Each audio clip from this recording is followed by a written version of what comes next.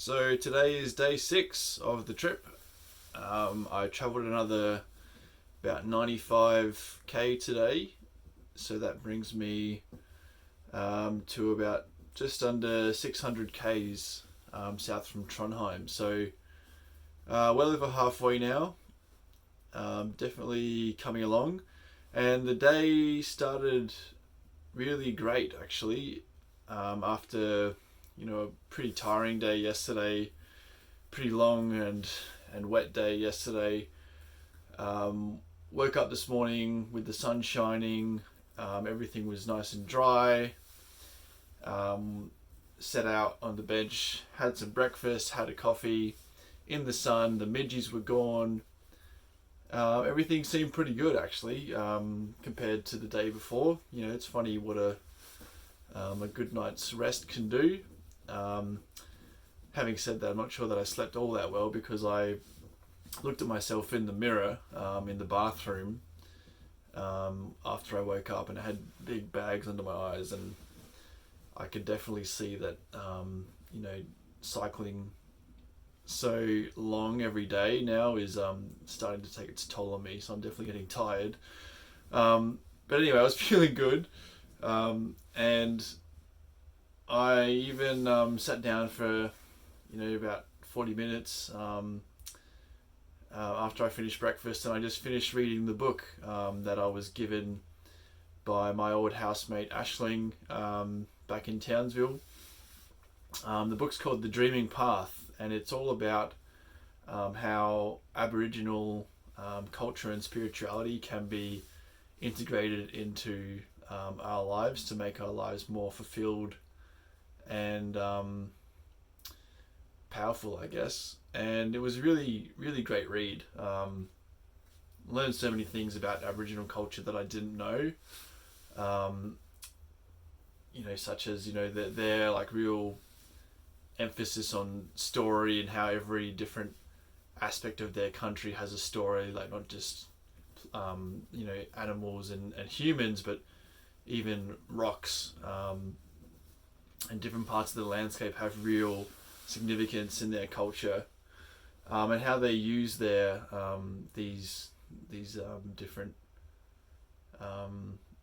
aspects of the landscape and their surroundings to teach values in their culture, which is why country is so important to them.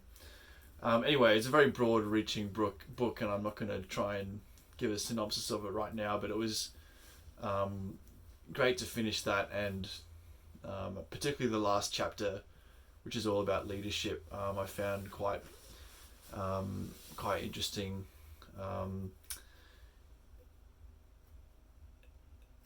Particularly because there's a section there which talks about basically in Aboriginal culture, the elders, who are the leaders, they are responsible for not only providing leadership for everyone in the mob, but also they're the next generation and the generation after that. So they're really looking generations ahead when they make all their decisions, and that's something that I think is sorely lacking in current politics. And it actually really ties into the audiobook that I've been listening to, which I also coincidentally finished today. And that one is called What We Owe the Future. And that is by an author called Will MacAskill. He's a Scottish philosopher, and he's been quite influential on my own personal philosophy through his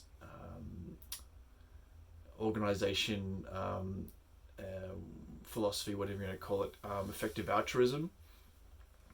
So him and Peter Singer kind of co-founded this movement, which is all about being most effective in how you do good, I guess.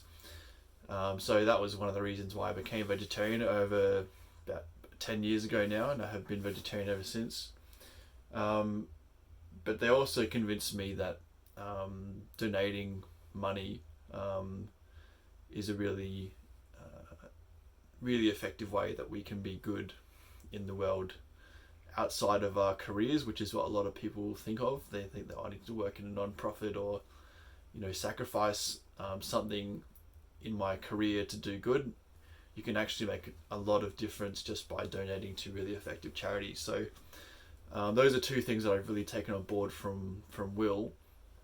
And this book was all about what he's coined long-termism, which is another kind of philosophy about looking really far into the future and trying to make the best decisions as a society that we can now about what's going to happen to humanity in the next millennia, and how we can make those decisions the best we can.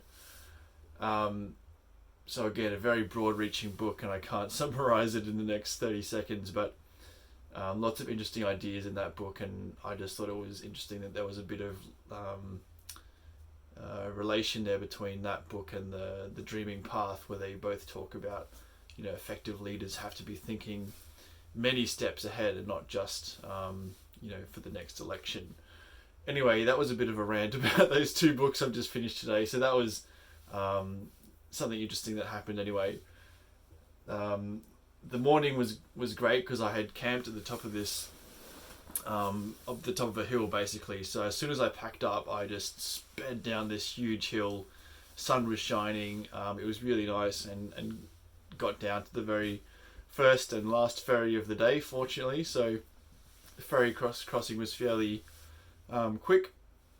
And then once I got to the other side, it was just a whole day of basically just following the coastline, weaving back and forth between little villages scattered along the coast, which was really quite pleasant. And the sun was out most of the day.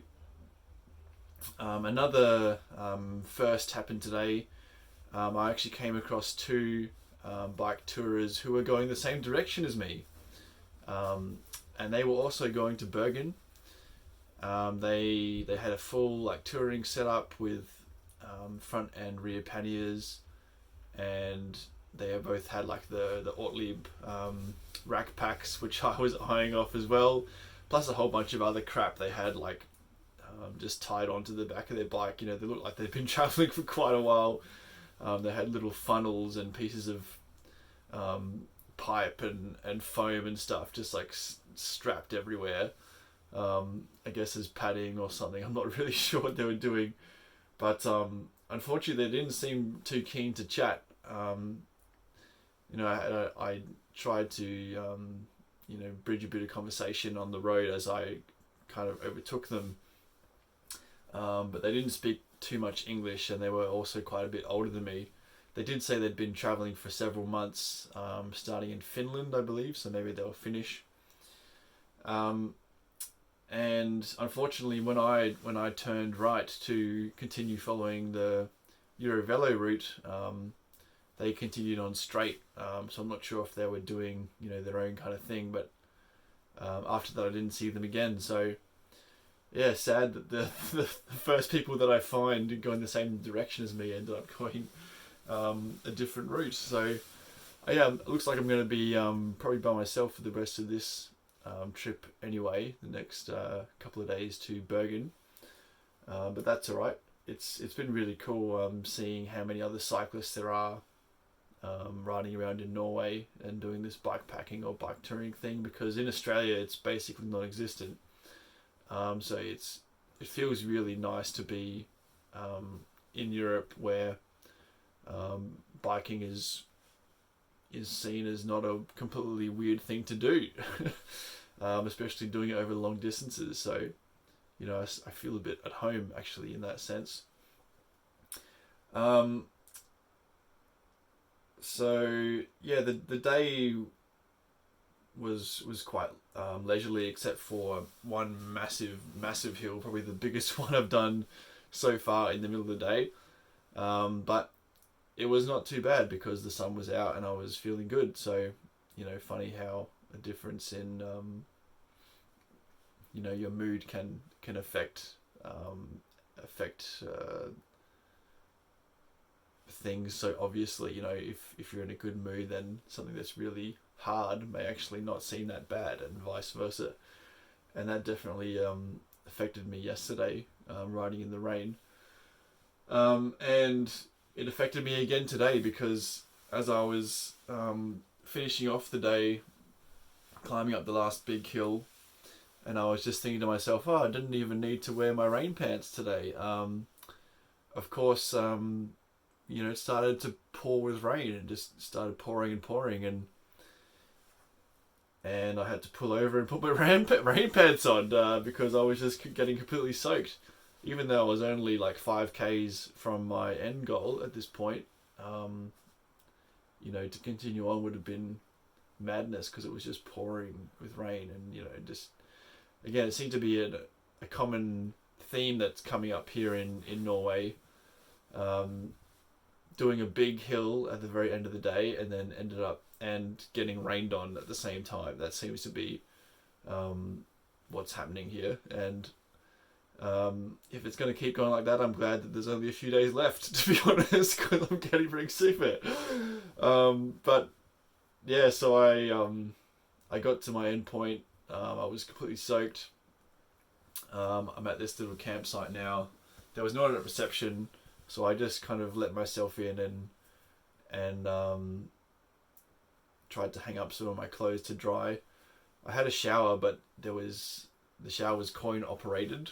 So although it worked, it was not hot, which was quite disappointing. I didn't have any 10 kroner coins to put in the machine. So I had a nice cold shower. And then the receptionist, or the owner, I guess, came back and I had a chat to her and asked her if I could just, camp somewhere undercover. But she wasn't happy with that, so she's,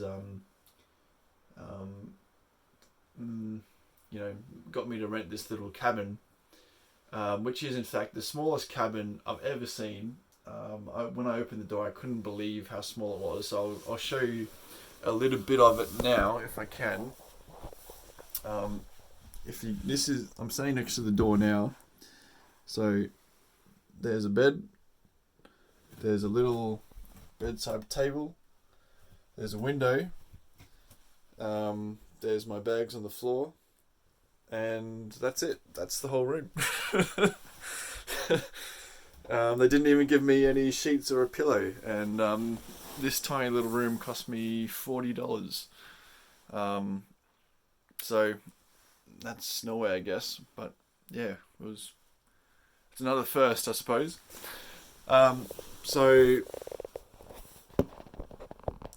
This video is getting a bit long, so I'll probably end it there. But tomorrow will be another 100k or so. There's 4 days left to get to Bergen, and the forecast is set to rain every day until then. So looking forward to it.